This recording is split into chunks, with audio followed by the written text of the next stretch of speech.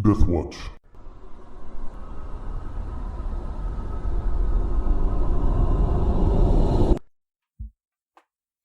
Okay, welcome back. So, last time, Fenrith, Casamir, and Rohan had captured a bugbear and taken refuge in this small room.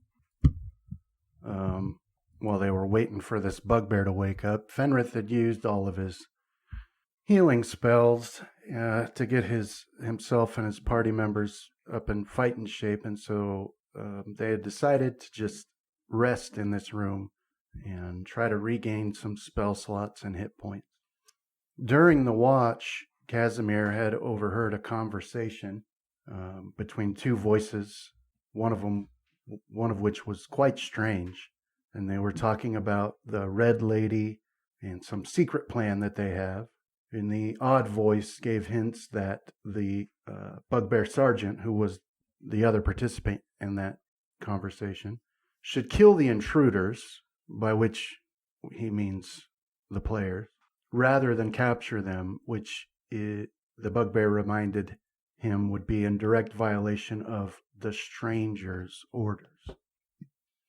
So then the voices had disappeared, and they settled in to stay the rest of the night resting.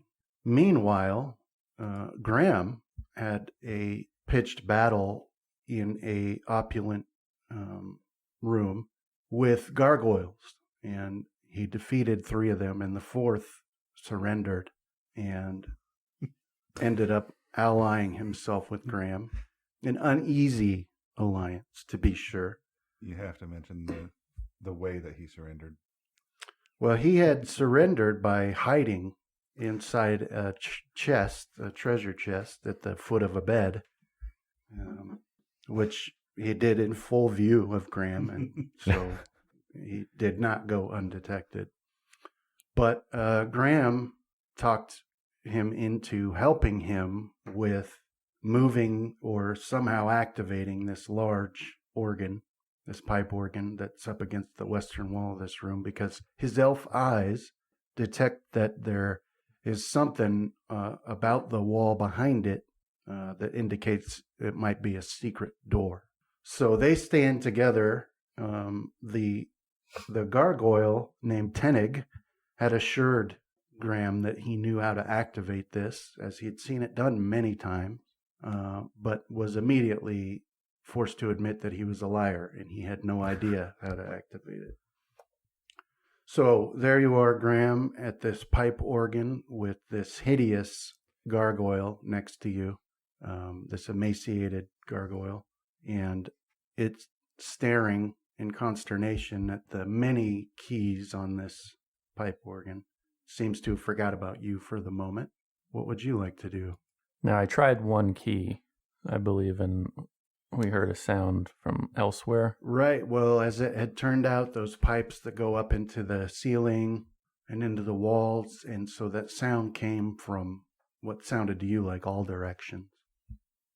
And then I had thought to ask Finnig, Finnig, can you hum what it sounds like?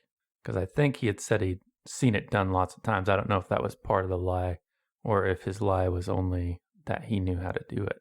Oh, okay. So Fennig looks at you with his eyes, narrowed, and he says, "What do you mean hum?" You go, and then I'll hum something. Oh, no, I don't think I can. So he crosses his arms and folds his wings up, and he goes back to staring at the keys, and he starts absent-mindedly, thumbing his earlobe, and he starts to hum a tune. So if you want to recognize what that tune is, right, the keys of that tune, what's the musical terminology for sounds? The notes? Notes, yeah. Kind of a lazy word, but whatever.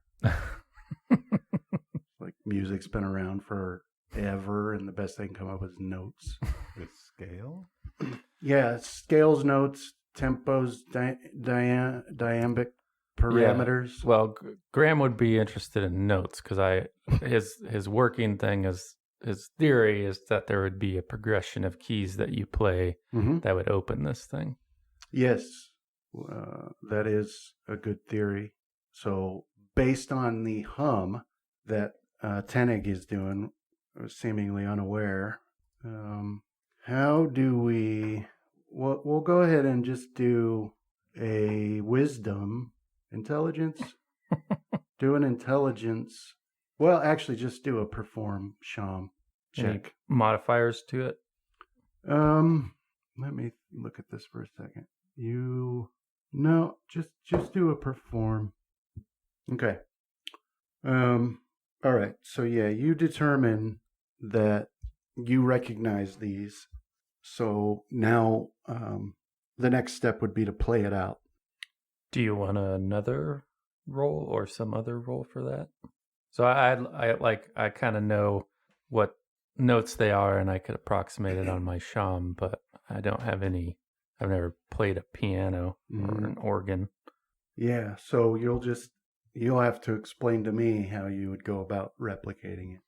Well, if I'm at the point where, well, I guess we'll say I play by ear. That's how I'd learn a song. So I'll try to see it. I'll have to hit different keys and try to listen and see where I get within the note range there. Okay.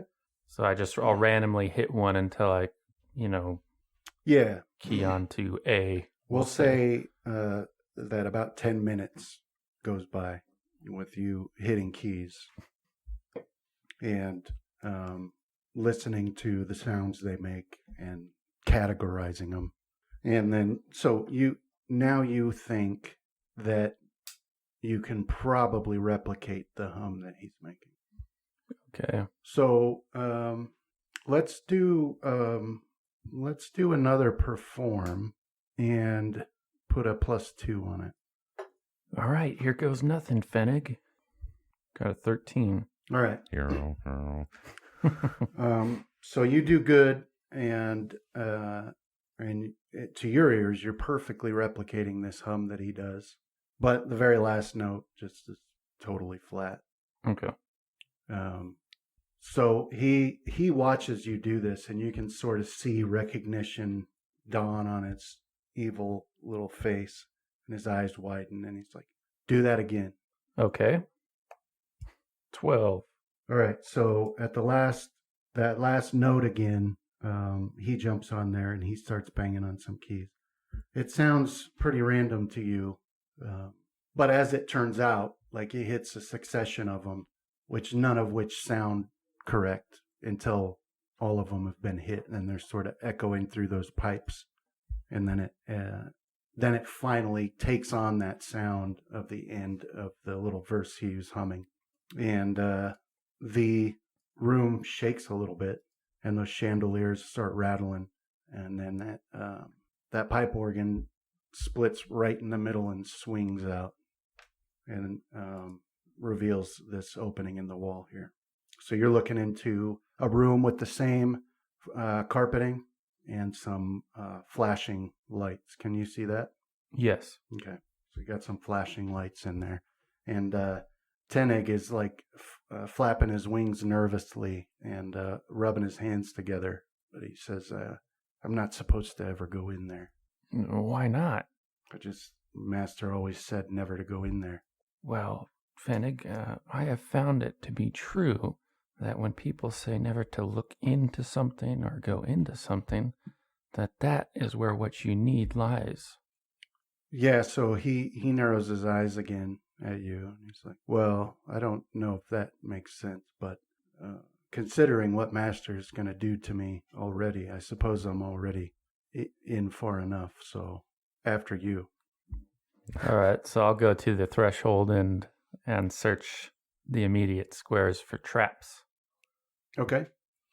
Yeah, so you come up here and you start looking around, but you don't see any traps. But up there where you're at, you can see very large, chests up against the wall, like easily as large as the ones by the bed. And then from your angle, you can see that there are 3 large paintings on the northern wall, one of which is the source of one of the blinking lights. Well, being the little low wisdom creature that I am, I'll wander into the room and view the painting with the blinking light. So we'll go to here, and I'll ensure Fennec that it's okay. Okay, yeah, he comes into the room, and he's hunkered down, like ready to bolt at any second, and he starts looking around. So in this room, you see 4 large chests and 2 large piles of gold and gems. And then there's a painting on the southern wall, and then the 3 paintings on this northern wall that I already mentioned. And the one in the center is the one that light is strobing out of. And as you look at that one, you don't actually see what it's a painting of. You just get the strobing light effect. But it's sort of like if you're standing at the wrong angle looking at a mirror, you can see that it's a mirror, but you can't see your reflection. That's sort of like what's going on with this center painting. Now the one on the left here, this one, that is a depiction of a massive dragon breathing flames on what looks to be normal villagers in a burning town. Is it a silver dragon? No, it isn't. It's a red dragon. And then this painting on the right here is a woman who is dressed in a very expensive dress style you don't recognize in her. She's sitting with her hands folded in her lap, but instead of a woman's face, you see a hideously twisted and scarred face, and instead of hair, she has snakes sticking out of her head where her hair would be. Fennec, come take a look at these paintings. Yeah, so he sort of sidles up next to you and looks at them, but you can't gauge from his face what he thinks about him, or if he thinks anything about him at all. I've seen a creature like the one on the left, only it was silver. Sort of like it. Yeah, so he glances at it, but seems uninterested. It's a dragon, a red dragon. Doesn't seem very nice. Oh, he's not. That's why he's so useful. What about on the right? What's that? I don't recognize her, but maybe she's the master's mother. She reminds me of the councilwoman back in my village. Here's what we're gonna do, Fennec. I'm gonna look at these chests, and then we're gonna open them if everything's good. But I think you should grab some of that gold. I have a device back at the village. We can put it into it, and then it makes our magic better or restores it or something. So you go fill your... you don't have any pockets. I'll find you a bag maybe, and I'll wander over to this chest. Or did he put the dress on that he was looking for? Does it have pockets? No, he didn't get the dress on. So give me 1 second here. So as you step over here, you can see that painting of the dragon. On the bottom of it, along the frame, it's engraved with a name, Grithig the Great. It's Grithyg. So Tenek follows you over here, and he's eyeing that dragon painting again. It's like, yeah, they keep him down below. And then he sort of gives a start, like he hadn't heard what you said, and he says, what? You got to get a bunch of that gold. We're going to need it later. Oh, okay. What do you want me to do with it? Well, I'm going to try to find you a bag, hopefully. Okay. What do we need this stuff for? The gold? Yeah. Oh, it's like I told you. I got a machine back at the village that we put it into, and it kind of restores our special items. I'll show you.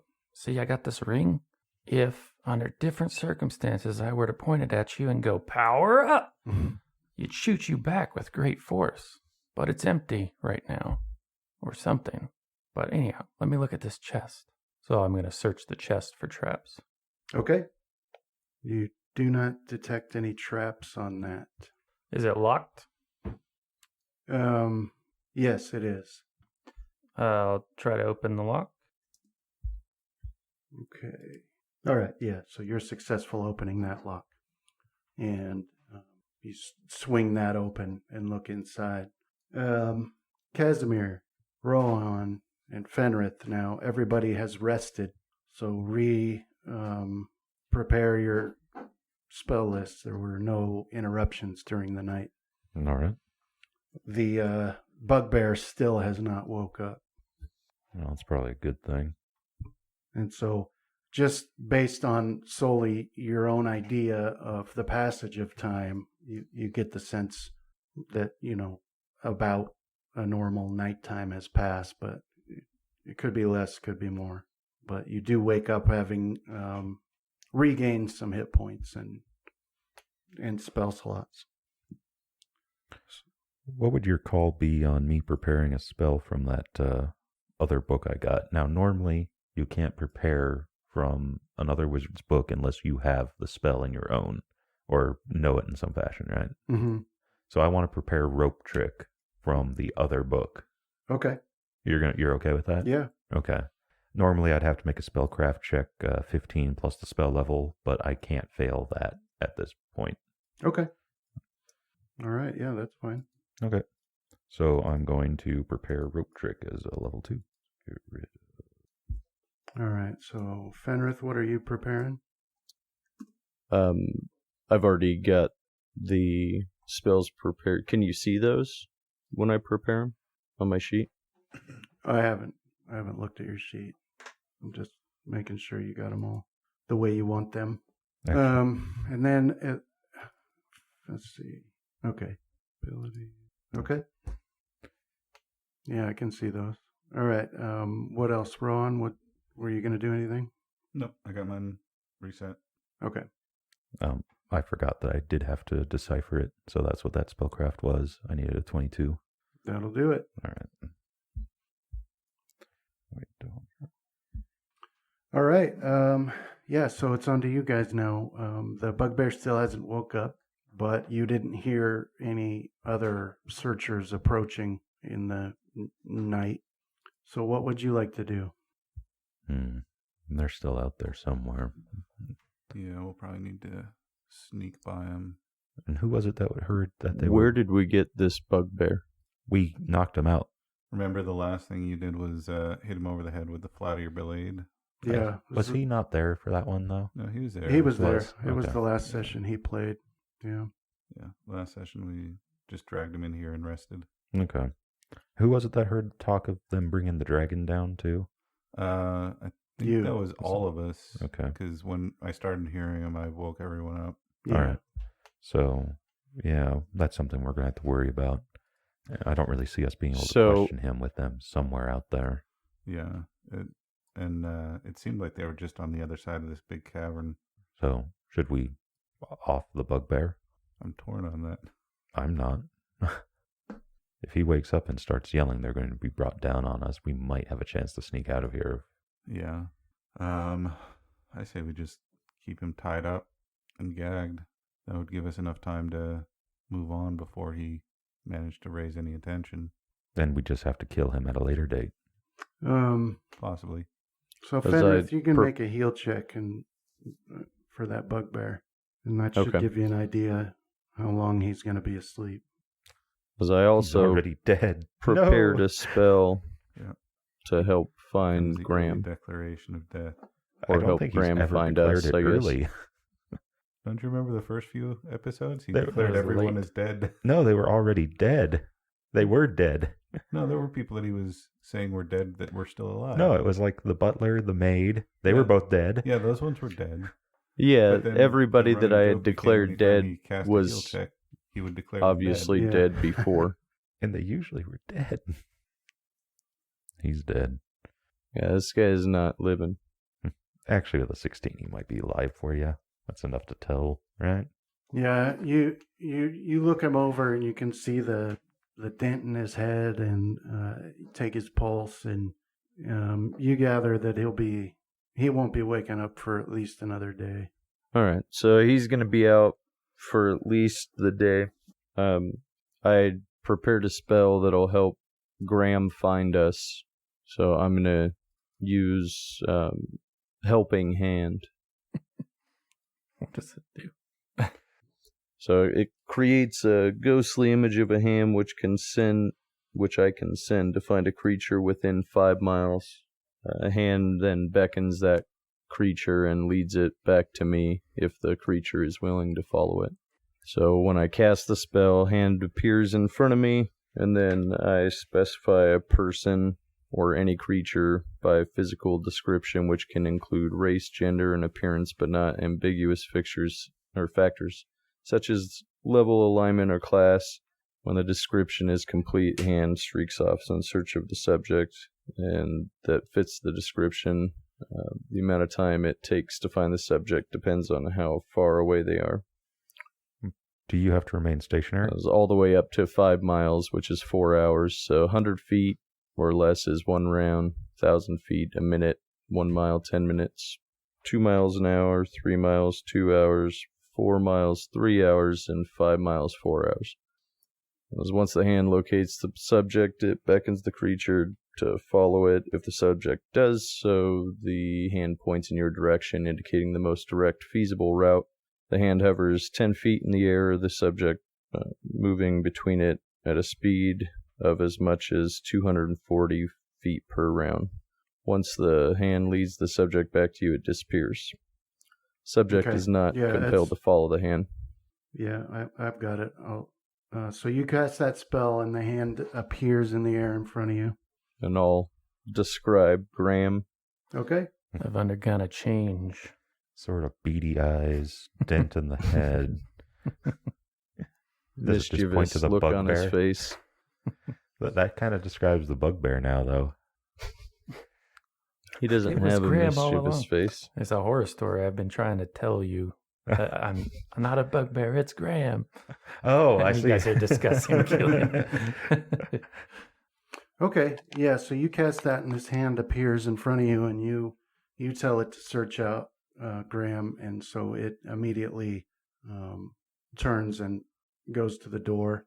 It has to stop momentarily to sort of ooze its way through the cracks, but then it disappears after it's done that. Graham's going to have the 1,000-yard stare by the time we find him. Well, I like that After it's it's- invisible except to me when I see it. So I can just appear more crazy to this gargoyle. Yeah. And he'll give up the monster life. Go become a family man. Yes. Paladin gargoyle. I like it. You used this once before, didn't you? Yeah, when we were on the island that I crashed onto. Yeah, I believe. Helped lead you guys through the jungle. Can't plead ignorance. Well, he sent it to me, and we flew fairly close, and then I believe he flew his So rock I off never a cliff. saw it? No, Yeah, it's I believe it only was me. visible to me and you. Okay. It's not visible to anybody else. In the meantime, though, I also have Hero's Feast. If you guys want to sit here and eat and drink for an hour. We got a bugbear right here, though. Yeah. Do you have What, to you remain wanna eat him? stationary? It is the true hero's feast. Yeah. Do you have to remain stationary for the hand to point back to you? No. No. Okay. Yeah, I guess we can waste an hour eating and then. We could also slip out. We know which direction it should be headed Oh. because they came and went back to that entrance just to the south of us. All right. Yeah, I would probably prefer to get out of here and then maybe find a place to eat. Yeah. You don't want because- to eat right here. Well, they kind of know we are here. Like, they know we went in here. They also know what we'll do to them if they interrupt our breakfast. That's true. I don't think they know that yet. Well, Shouldn't slit the everyone know that? bugbear's throat, put him outside the door, and that's their warning. Animate dead. Or don't go in there. But I prepared dark vision so I can scout ahead a bit better now without All right. having to have a light source to give me away. All right, go start scouting, and we'll follow in a couple minutes. How long does that last? It should be hours per level, I believe. So I thought it was like 10 hours or something like that. Wait, you're half your caster level, though. 1 hour level, Justin. 1 hour level. All right. So, Finrith, are you against me slitting the bugbear's throat while Finrith's out? No, go ahead. Okay. So, Brandon, what rolls do you want me to make for trying to sneak around out there and find our path forward? All right. So, yeah, go ahead and move yourself where you want to go. All right. So first, cast dark vision on myself. How long does that last? Several hours. It lasts, what is it, like Can you cast 5 it and a more half? than once? Nope. Does Fantasy Grounds Okay. keep flickering for you guys? No. So I was gonna start moving down this way, Brandon. Okay. Now, I'll be doing hide and move silently as much as I can. so I would assume then that you're not going to have your armor illuminated. Nope. Okay. But I should still be able to see 60 feet. Mm-hmm. While he's going ahead, do you want me to reload your armor with inflict serious wounds, Haven't used it yet. Casamir? Okay. There's my hide. I'll reload mine. Or do you want these in the tower, Brandon? Mm-hmm. Yeah, just it's okay though. Just do the other one in the tower. Okay. Move silently. Okay. All right. So yeah, you're moving yourself. Yeah. All right, and then we'll stop there. Yeah. All right. So here, so there, make a listen. Okay. In the tower? Mm-hmm. Okay. So up, once you get to that corner, you're starting to hear like a soft thrumming, soft whooshing maybe Okay. coming from up ahead. If I don't hear any obvious signs of Right. life, then I'll keep going forward. Okay. So when you get to here now, you're starting to hear that sound a little bit louder, and you can start to see a red flashing light from up ahead. Okay. So I'll move up to where hopefully I can see it around that corner. All right. So this around that corner, you see a very large cavern. The ceiling is So one more. out of sight. You can't see the ceiling. That's how tall it is. Okay. There are pillars, 4 pillars in the general center in a line going away from you. And in between, well, in front of the first pillar is a magical symbol Don't cheat. on the ground. And this is red, and it's a strobing red. Okay. And then a pillar. And then you can see a blue and a yellow further along in between other pillars. Now, on the northern side of this cavern, you can see an enormous pile of bones. It's huge. It's probably about 20 feet high. And there's so many bones, and they're so mixed in that you can't actually tell for certain what they're from. You know, based on a skull that you can see at the base of the pile, that some of them have to be animals, because you see what looks to be some sort of canine skull. But that's all the details you can pick out right now. Okay. Is there a, let's see if I can find a way without. So this spot up just to the north of where, or kind of northeast of where I am, that's the pile of bones. Actually, I guess I lied. You don't see that. I forgot that we have the vision now. So ignore everything I said. Well, I can see the glowing things. Yeah, you can see those. Okay, so I'll try to move to the bottom side of the cavern, the southern side. Okay. I'm trying to keep an eye out for, well, of course, anything living, but also any kind of stairs or a way down. All right. So you move to here now, and the that thrumming noise is louder now. It's coming from the 3 different magical circles inscribed on the stone floor. And here you can see there's a lot of broken, glass and pottery on the ground. You move forward here, and it seems as though the cavern continues to stretch on in the darkness. Okay, I don't trust those because the last time we had one of those symbol things, it teleported us somewhere into a dungeon that we didn't really want to be in. Remember in the Dwarven Fortress? Mm-hmm. Okay. So now, from where you are, looking past the yellow star, you can see the base of the pile of bones. Okay. Yeah, still creeping forward, trying to find a way down. I get stuck. Okay.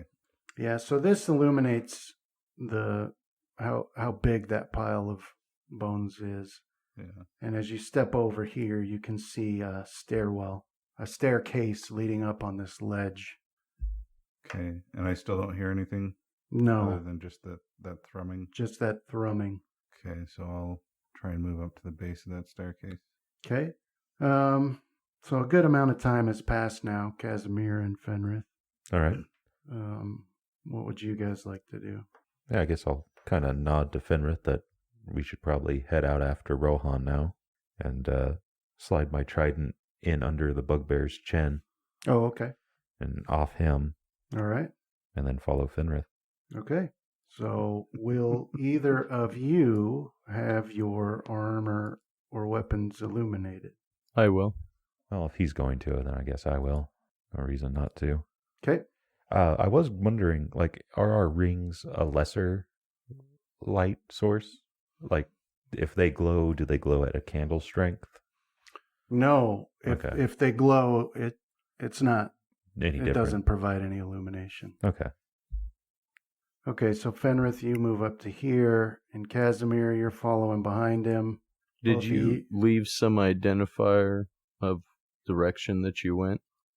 Well, I told you that there was that cavern that we hadn't explored to the southwest, and that's Okay. where we had seen them flee to after our combat, and so that's where I was going to be looking. And we know that they set up on the eastern side of this cavern with their dragon, somewhere in that direction anyway. Well, if they're looking this direction, they saw us. Yeah. All right. So Casamir and Fenrith, put a listen in the tower, please. Oh, dang it. It's hiding again. There it is. Okay. All right. Here we go. So you continue your move on up here. All right. So Rohan, you move up to the base of this stairs, and Oh, there are more stairs up there, too. yeah, then you see that there is some more stairs up to the north, and it looks like I forgot to put. Okay. Yeah, so there you are, Rohan, and so far now, all you can really hear is the thrumming, which seems to you as if it's gotten louder. Okay. But you do see another staircase at the up in the northern side there. Okay. So first, I'm going to kind of climb the stairs just enough to where I can see what's up above. Okay. Yeah, so as you step up here, you can see there's another ledge in front of you, and you're not supposed to be able to see what's down on the other side of that ledge. Okay. What's this big hole down to the south? Yeah, so that's, you're looking at, it's a stone circle, about 5 feet tall is what you can see from where you are. Okay. Like a well, sort of, Yeah. but pretty big. All right. I'll try and sneak my way over there, see if it has a ladder or anything else that goes down. All right. Give me 1 second. I would be sneaking and stealthing my way around, and then you guys are just going to come walking up behind me, That's how it always goes. catch up to me, making all the noise. Oh, you'll be able to see us coming. Yeah, they hear you coming before that. Yeah. Oh, All right. Maybe. I don't know. It depends. Like, was it you can see a light in the darkness like several hundred feet easily? True. So, Rohan, when you get up to this well, this stone wall, you look in and you just see black liquid. Well, looks like oil, really, but Okay. it's perfectly still. So I take it back. You don't see that. You just see blackness. Okay. Not seeing anything that I find interesting, then I'll begin heading up towards the other staircase. Okay. So I just see blackness, right? Yeah. So it with my dark vision, it just kind of looks like the wall goes down a few feet and then just stops, right? It looks like you're looking into a hole with no bottom. Okay. This one just happens to have a man-made wall around it. That's what it looks like. Okay. All right. So Fenrith and Casamir, you're following along. So far, you haven't heard or seen anything. So go ahead and continue on. And when you get to here, Fenrith, now you can see sort of a flashing red light up ahead, and you can hear this thrumming sound. Seems pretty faint, but All right, I'll look back towards Casamir and whisper, "Is this something that Rohan said he was going to put in place to warn us of something?" I don't believe so. And I don't think we need to whisper as loud as we are. And shot. okay, so you whisper that to Casamir, and Casamir, when he says that to you, based on your listen check that I asked for, you just happen to glance back, and you see over here by one of this rubble pile, you see two halflings on wargs over by this rubble pile. Let me illuminate it for you here in a second. I've always believed that all halflings should end up impaled on a pike. This only reaffirms my decision. I've always believed. I mean, come on. After the 1 millionth time Sam says that this is the furthest he's ever been from the Shire, come on. There's an edit of that where, yeah, you saw that. So what it is you see a light over here, and let me illuminate for you so you can see it for yourself. So that's what one of the halflings has, it's not flickering like a torch, and it's like a little glass rod. It's a sun rod, which you've seen before. So they're not right now looking at you. They're like sitting atop their wargs talking to each other, but you do see them. And that's right as Fenrith whispers that question to you. You just happen to glance over when the light appears and you see them. I guess I'll kill the light on my armor and weapon and kind of shush Fenrith and start urging him forward. Not that it's going to matter once we start moving. Okay. Sound like a trash can rolling downhill. Yeah, I was thinking we got to get some sound effects of like someone just banging pots and pans overlaid with a trash can full of nails. Bolts. Yeah.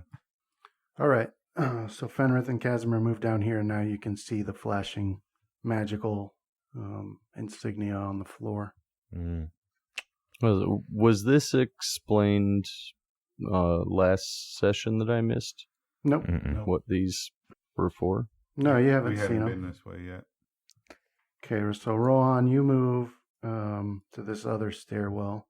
And then kind of creep my way up to see what's at the So top. yeah, so what you've got here is a ledge that's about 10 feet high, and at that edge there are two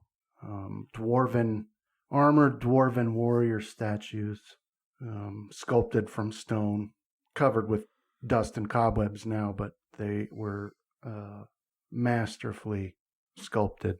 Okay. And then as you get to the top, you look further in, and you can There see we go. Okay. two more statues, much the same. And then between them is the steps to an altar. And on the wall behind it is a mural that shows a regally appointed dwarf at a forge, but what he's creating is other dwarves, and not weapons, armor, but other dwarves. And this is covered in cobwebs and dust. So I haven't seen anything so far that would lead down, right? Other than that, what looked like the completely empty pit. Right.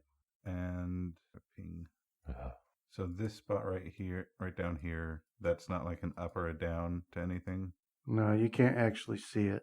Okay. Fixing that right now. You just see a wall there. Okay. So since I see no way forward, I'm going to have to head back to get Fenrith and Casamir. Okay.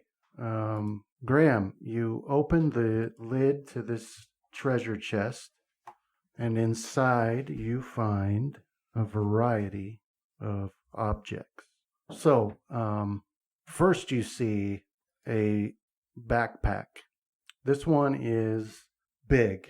This would be like a trail pack, with the frame on it. But it looks like it would fit you, and it's made of a black canvas, and it's got it's got like zippers on it, which is something that you've seen. You quickly deduce the purpose of it, but it's something you haven't seen before.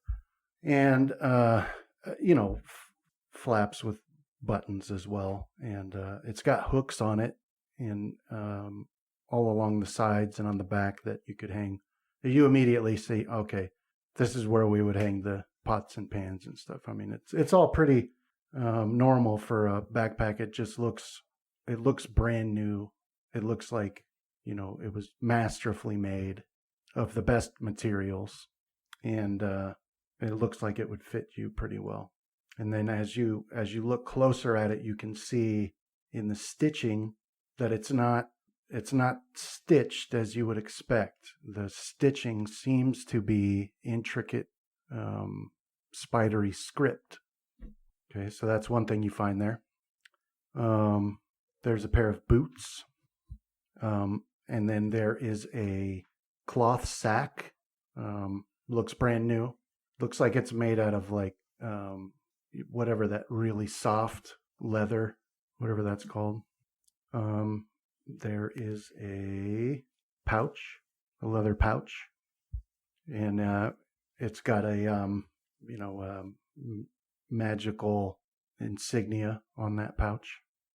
There is a necklace. This necklace is, let's see if I can find its description here. Beads, glass beads on a string. It's a bead necklace.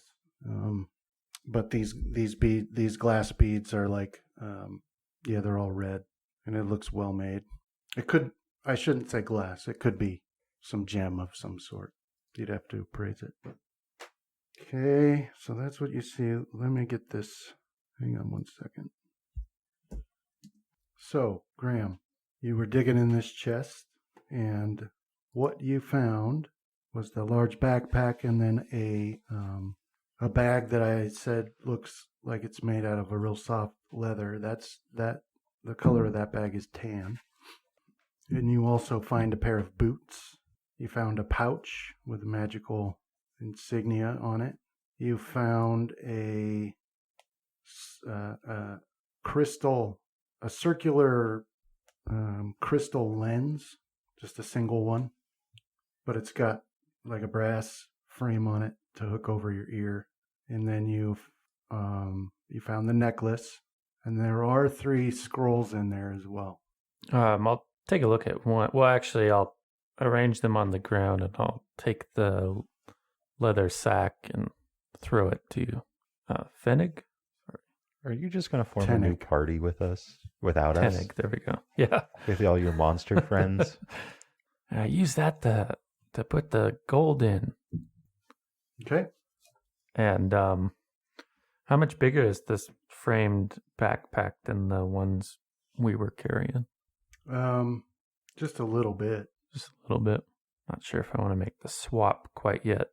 But I'll load the other items into that bigger backpack. Okay. And I'll just carry it in my hand for now. All right. So you toss the bag to Tenig, and you say, put some gold in that. And then you start to load in the other items into this large backpack. And so what you can tell immediately when you start putting items into that bag is that this is a magical bag, because they don't, once you put them in, like the space that they should occupy is clear, and you don't have to try to arrange things. It's just like your bag of holding that your party has. This one's just bigger. Okay. And Tenig says something while you're loading that stuff in there, and it takes a few moments for you to for it to register because you're busy putting those things in there. But he says, then you realize he said, seems like there's something in this. And so you look over and he's reached in and he pulls out this ball and it's, the size of a normal child's ball, but it's fuzzy. And so he's sniffing it. And then he shakes his head, sort of annoyed, and he tosses it over into the corner of the room. And then he turns to start loading gold into that bag.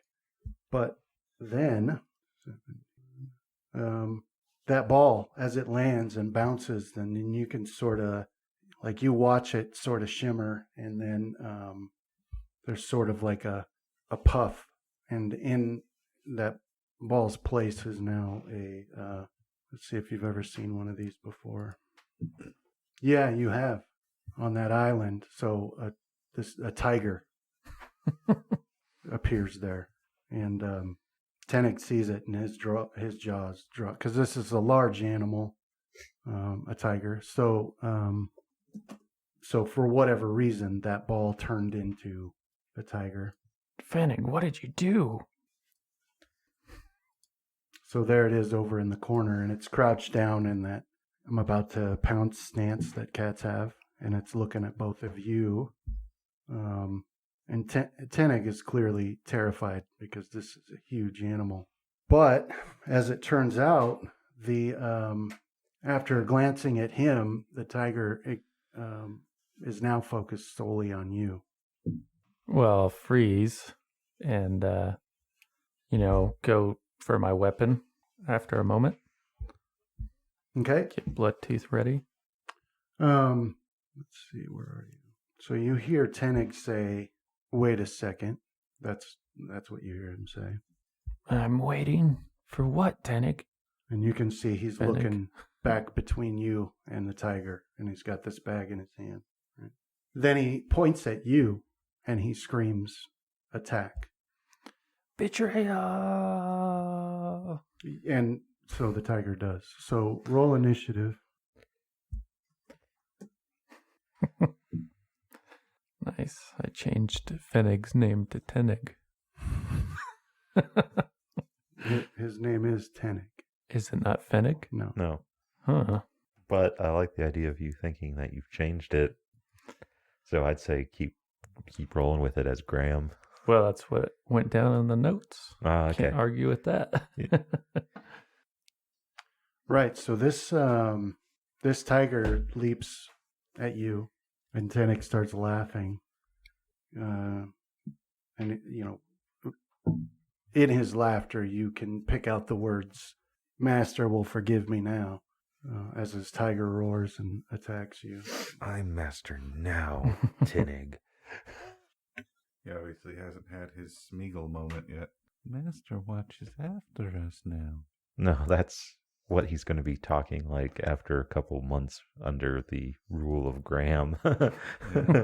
Doing the split personality talking. He'll only last long enough for one of us to slit his throat. Oh, come on. We didn't kill any of the goblins. No. If the bugbear had woken up in a timely manner and agreed to aid us, he probably would still be alive now. It's his own laziness that was his downfall. True. Not that you know anything about that. Nope. Even though you could probably smell the blood. Well, we haven't had a bath in weeks, and we've slaughtered our way through this dungeon, so I imagine the stench of death and blood is just constant around us. Yeah. I like to think that somehow, though, Casamir keeps at least his clothing and hands clean. Oh, I don't think that about Rohan at all. Well, I don't think about that about Rohan either. Okay, Graham. So it leaps towards you and slashes at you with its claws, but you're too quick, and so it's missed you. But now it's your turn.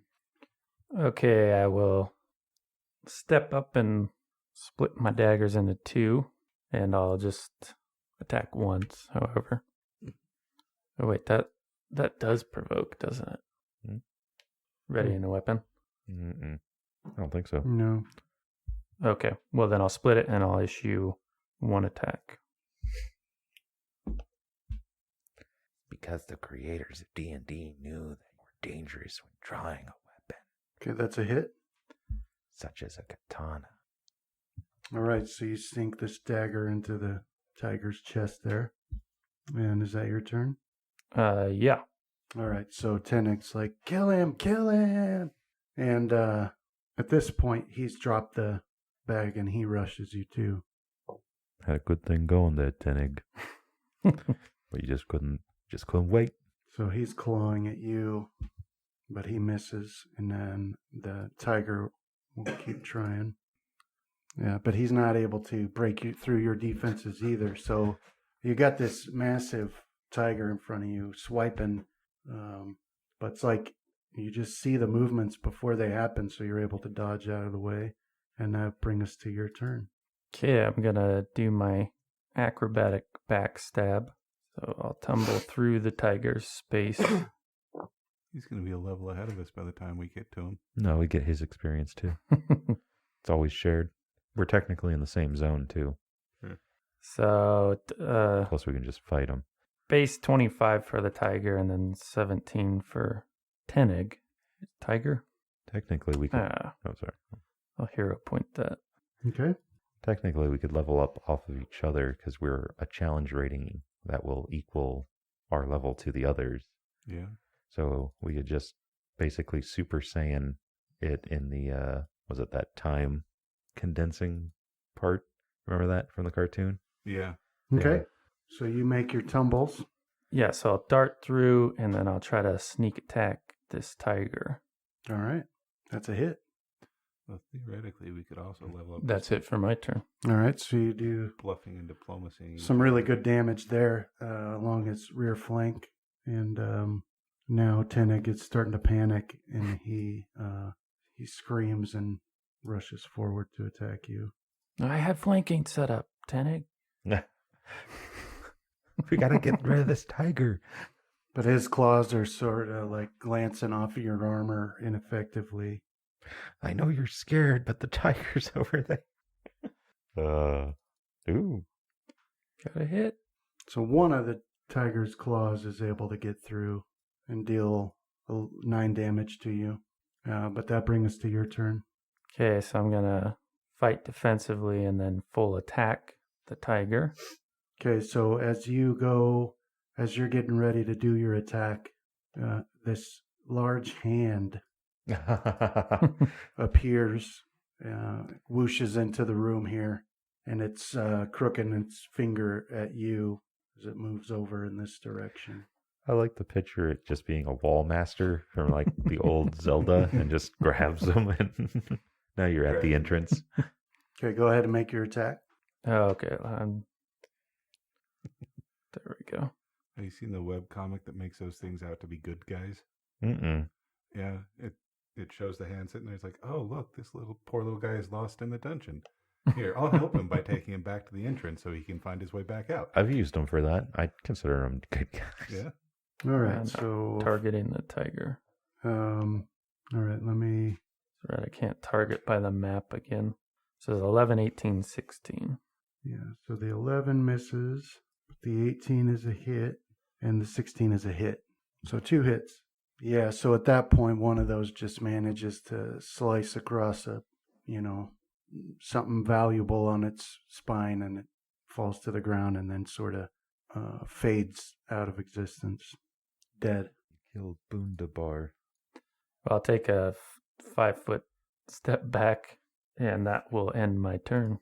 All right, so now with a wild, panicked scream, Tenig launches a full attack at you. He does manage to hit you with a claw for 3 damage. Now you can see terror on his face as he's just swinging wildly, but it's your turn. Okay, so Graham knows what's going on, but I'll bluff like I didn't know what was going on.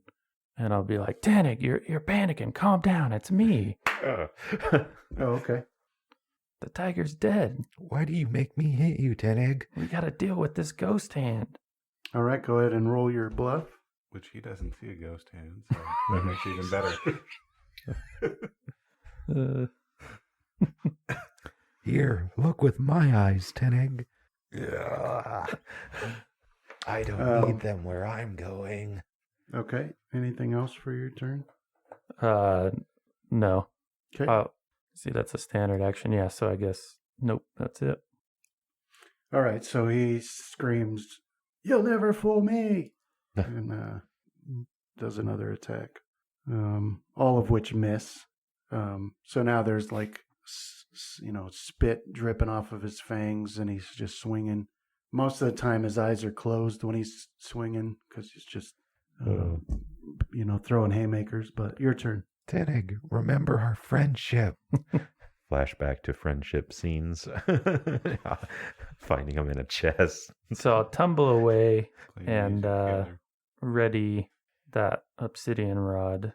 I guess I'll drop one of the daggers. We'll see what happens. Do a little experiment. Obsidian dagger. Okay. And that's it for my turn. All right. So he charges you again. Swings its claws at you, but misses. And it's your turn. Why won't you die? So I'll tumble away again, and I'll use that rod. Okay. So I think I always forget this. It's either a 20 or a 25. I guess either case I got it. Wand is a 20. Okay. Yeah, you got it. Oh, I lost my cure critical wounds one now. Might want to try cycling through. Yeah, that's what I'm doing. Okay. Yeah, I can't find it. Does anybody know what cure critical was? 48 plus 1 per caster level. So, 48 plus 7, I guess. So 9 plus 7, so 15 points. And that's it for my turn. So you heal 15 points? Yeah. Okay. Oh, 16, yeah. Okay. All right. So then Tenek stops and his shoulders kind of slump as he sees you heal yourself and some of your wounds heal up. And he says, "That's it. I'm leaving." And he turns and starts to walk away. Like at a normal walking pace, he starts walking out of the room. So he gets to here. And he hasn't looked back, but it's your turn. Well, now I'm going to square off with this ghost hand. Is it moved with me? No, it's floating right in front of this painting. It's still beckoning, though. And it's beckoning you. Wow, you rolled a 0. Is that a wisdom? Yeah. So I'll pull out the wand of magic missiles, and I'll try to target it with that and shoot a missile or 2 missiles at it. Okay.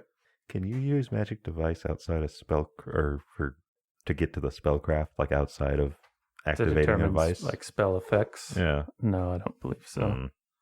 But it Could you hold a magic device, attempt to activate it, but instead use it to... the wand was not working on my first go around, so I had to try it again. Went off the second time. All right. So yeah, you cast some magic missiles, but they streak through the air where that hand is, but they don't impact it. So once they've gone through the form of that hand, they just fizzle away. So it's not really there. I know that much. So I'll walk up to the hand and try to touch it. All right. So as you get to right in front of the hand, Led me to a trap. it beckons you again, and then it disappears through the painting. Like it moves into the painting and disappears. All right, so that's your turn. And then you hear Tenek say, "I'm going to bring everyone back." And then you hear his feet start to patter as he I don't think anybody will come with you, Tenning. Not the way you treat people. makes it to the door here. And you can hear him start trying to open the door. Think about what you did. I think he wants you to go after him. Well, I'll go grab my backpack and the new one, and then I'll see if I can find that sack. Make well, I'll do it. Like the end of a short-term relationship. Mm-hmm. I'm So- never coming back. Technically, Graham's the crazy one in the relationship. Yeah. I mean, he was abusive, very much so.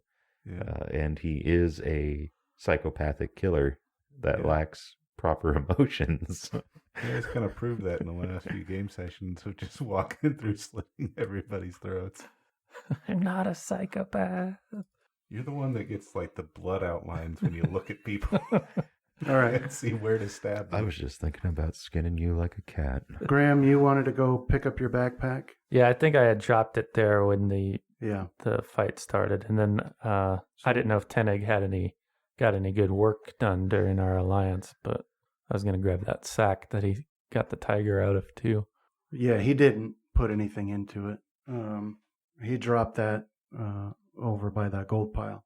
Well, I'll But- stuff it in the backpack. Okay, so that's over here. So you snatch that up, and then when you bend over to pick that up, you do happen to look over, and you can see the mechanical workings that open the secret door here. Oh, for the organ? Yeah, so you can see at a glance, at least you think, how you'd be able to close that. Yeah, I'll close it. Yeah, so you come over next to this painting on the wall here, and it's got a lever that you or a wheel sort of that you spin and get everything back into place, and that closes this door off and leaves you alone in the room here. So, Fenrith, you move over here by this pillar, and Casamir, you're moving along with him. And Rohan, you were headed back to this stairwell over here. I was headed back to find them since I found no real path forward. Okay. Yeah, go ahead. I figure if they're coming towards me at this exact same time, then I should be able to see them pretty quick. All right. I think I'm going to actively avert my eyes from the diagrams on the floor, just Okay. in case. Yeah. All right. So, Fenrith, where did you want to move? It's about this time that you can see Rohan up there, and you guys can see each other. Mm. So at Where this is he at? point, I'm by the yellow one yeah, he's just past the yellow one there. on the other side. You should just barely be able to. Right here. Oh, there you are, Rohan. Yeah, I heard you coming a while ago. So, now where you are here, you can just you can hear this thrumming, and it's really loud here. Not painfully so, but it does sort of drown out all other sounds, and it makes conversation just about impossible. But there you all are. So everybody, give me a listen in the tower. Around this time, I'll also reactivate my shinies on my armor. Okay. All right. Yeah, so basically the only sound you can all hear is this thrumming coming from these flashing lights here, these strobing lights. You didn't learn the hero sign language, did you? Yeah, we did. Yeah, you We all did. used it. It's just that you can't communicate like me and Graham, right? Only simple stuff. I thought we had all learned it when we were in our birds. No, we actually spent points on it. Oh, no, I didn't. Okay. Wait, maybe I did.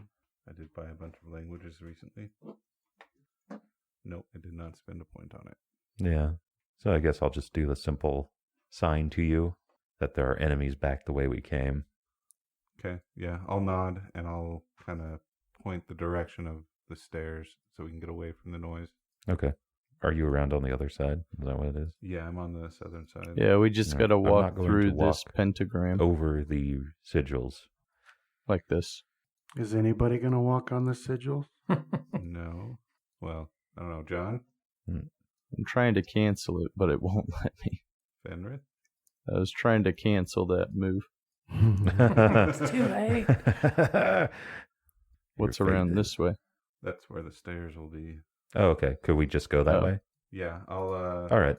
I'll kind of motion to go down farther along the cancel. tunnel. Where is it?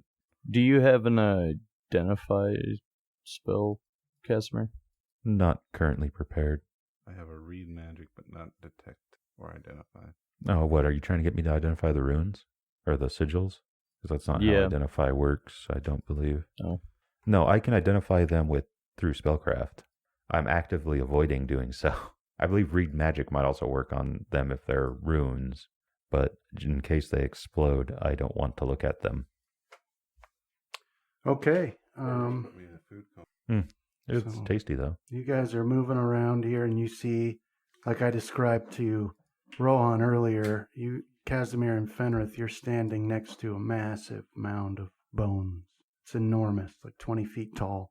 So, do you take any interest in that?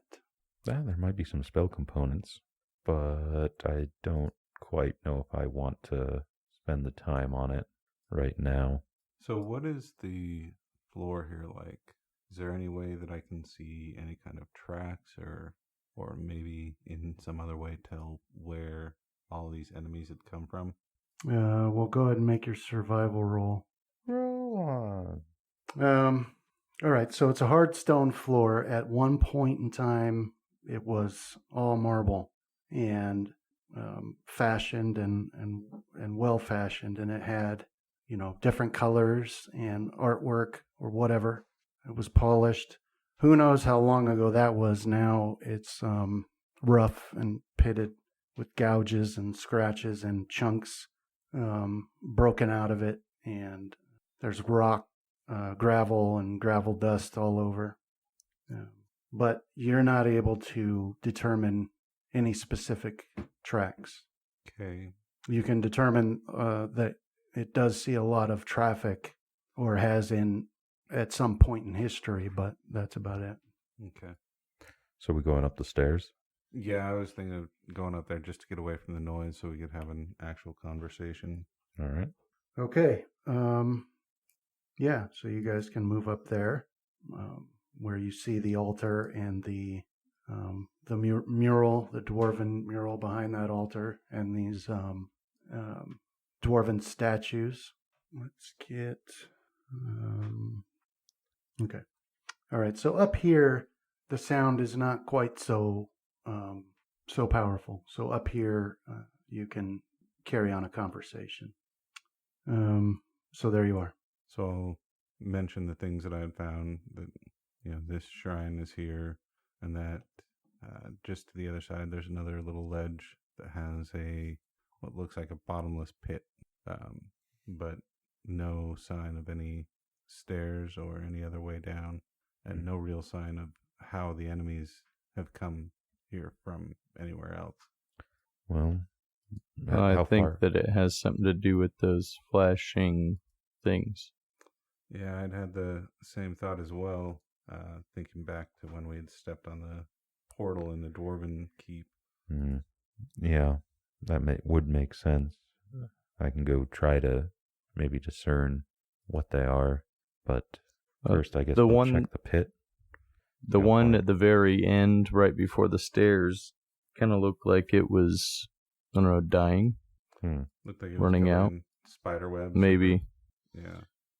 Yeah, maybe that would be the safest one to investigate if it's losing its power All right. after we check the pit. Well, you can go check the pit, and I'll go check that. That way, if it does explode, you're not getting caught in it. So yeah, I'll take Okay, where's the pit? Fenrith. Follow me, Fenrith. I'll show you the hole. All right. Hang on. Just remember where you want to go. We're not doing the movement part yet. Okay. So just remember what your idea was. Graham, what are you doing now? Yeah, so I got that sack, put it in the wizard's backpack with all the other items. Okay. And I'll take a step away, but then I'll be like, the machine. And I'll grab a handful of gold and dump it in the backpack real quick. And then I'll head towards the painting that the hand went through. Okay. So you stand in front of this painting, and you look like it. Now that you're standing in front of it, it looks like you're viewing like a room full of smoke, like mist. So you can't make out any details of what's in there. It's just swirling gray mist. Mist. Well, I'll put my hand on the apparent surface. Right. So once you do that, you do feel slight resistance, but your hand does push through, and you can't see your hand that's through. It's like gone. Okay. But it feels ice cold in there, whatever it is. I'll push the rest of the way through. All right. So once you've got about up to your elbow, then it's no longer a choice, and it roughly pulls you in, and you feel the sensation like being at the bottom, swept along the bottom of a rushing river, as you're pulled, always in the same direction, but seeming to bounce around and spin around in this ice cold, liquid feeling substance. But you can't see anything now either. It's complete darkness, and sound has disappeared as well, which turns out is extraordinarily disorienting. Like you can hear nothing, not even the sound of your clothes or your own breathing or your own pulse as you're being pulled along. Now, Casamir, go ahead and move where you were wanting to go. All right. So it's one of the portals. Which one was it, Finrith? Was it the yellow one? It was right before the yellow. Oh, the blue? The middle one? The one that was covered in cobweb. Oh, okay. I see what you're saying. So yeah, I'll go to that one. But I wouldn't be able to, if it's not active, and potentially even if it is active, I might not be able to discern what it is, because I'll leave that up to you. Where is it? Identify a spell that's already in place and in effect. You must be able to see or detect the effects of the spell. No action required, no retry. So that's 20 plus spell level for spellcraft to do that. Okay. So if the one with the cobwebs isn't technically active anymore, I would go probably to the next one, to the yellow one. It looks like it's faintly pulsing. It is. It is. There are cobwebs, but as you approach it, you can see that the light that comes from it is black, Okay. but it is faintly pulsing. So do you want that skillcraft or spellcraft? Yeah. Okay. I'm going to hero point that. Okay. There you go. That right there's also technically able to possibly discern like a magical effect, like a magic stream or, other stuff right there. But it still wouldn't be able to discern the spell unless I can spellcraft the effect out of it. Okay. All right. So, you recognize this spell. This is teleportation circle. Okay. Let's see. Yeah. So it's a teleportation circle, and there's something odd about it. Some extra implementation Okay. that you recognize as. Find this. All right. So you recognize this as somehow or magically this teleportation circle has been made permanent. Okay. And then with that roll, you also detect that it's mixed with a glyph.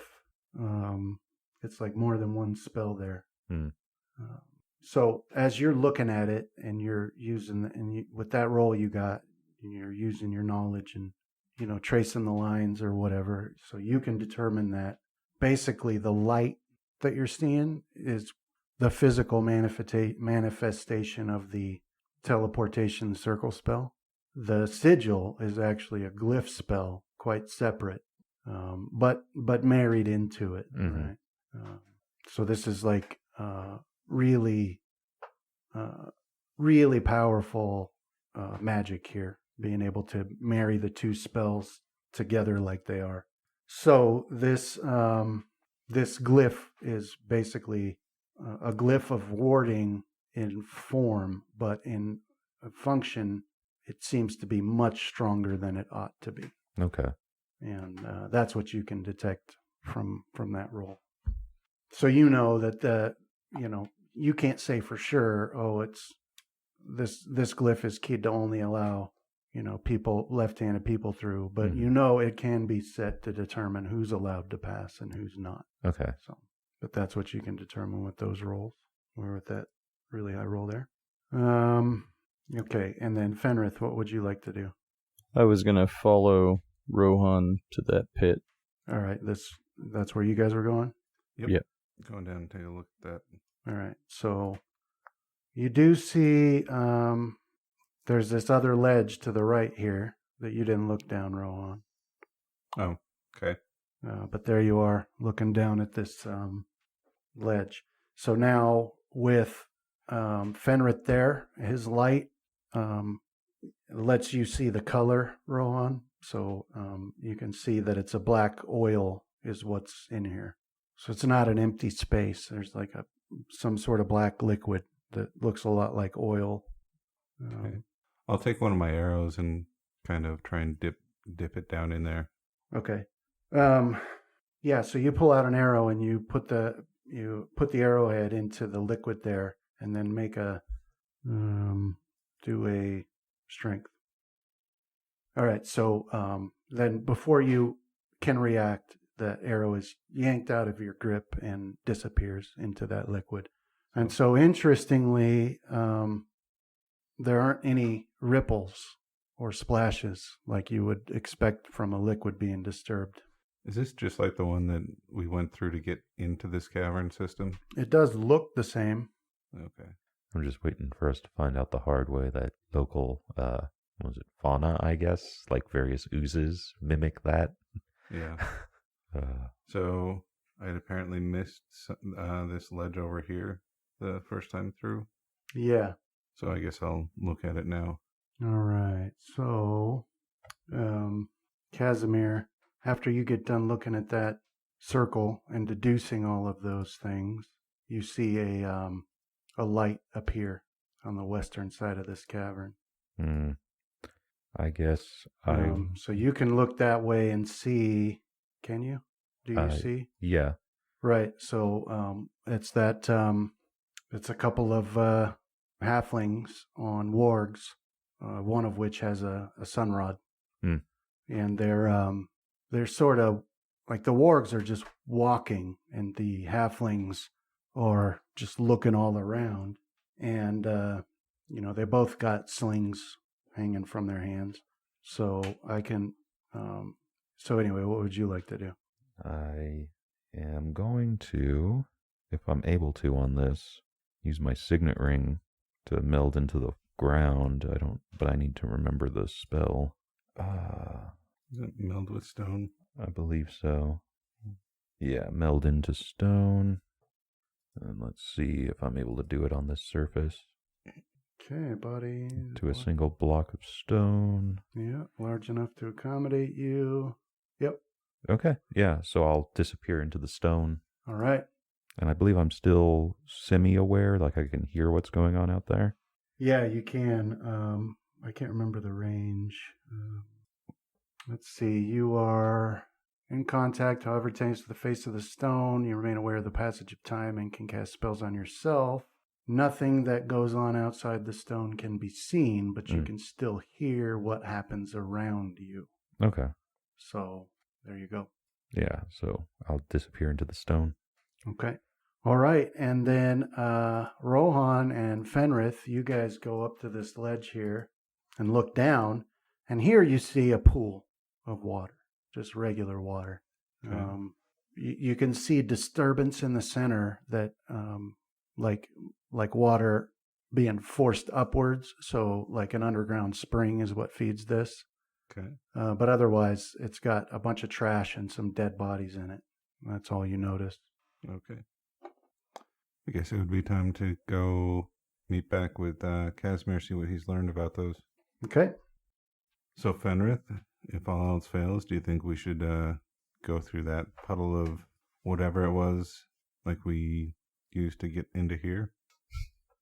I would prefer to wait a little bit and see if either Graham appears or see if that ghost hand comes back empty-handed before because we don't know if down there or wherever it takes us is going to connect to wherever Graham is.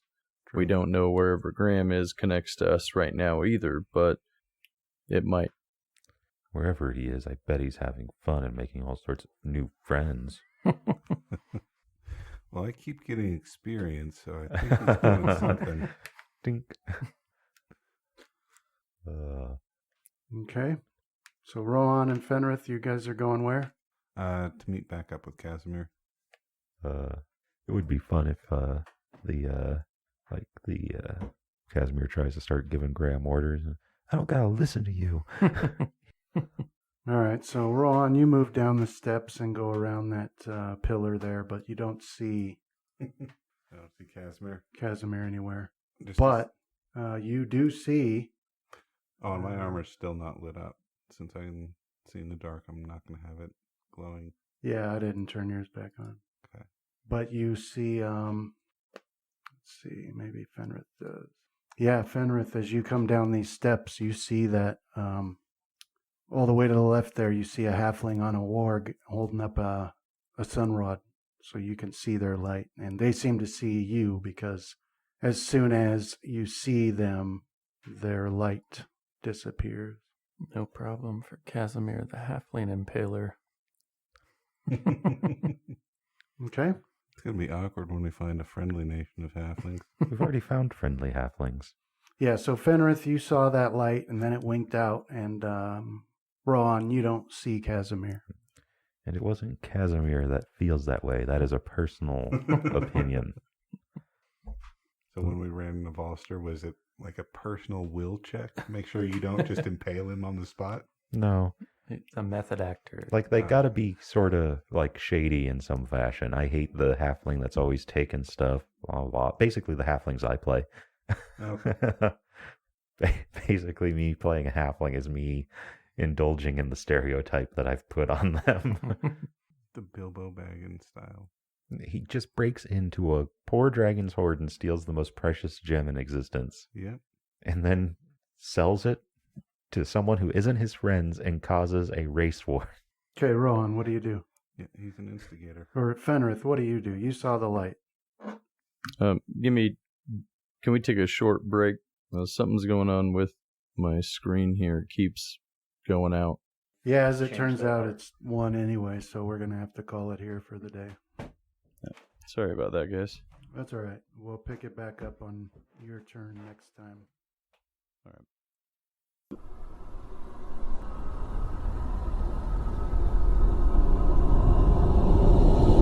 This has been a Death Watch production. Thank you for listening.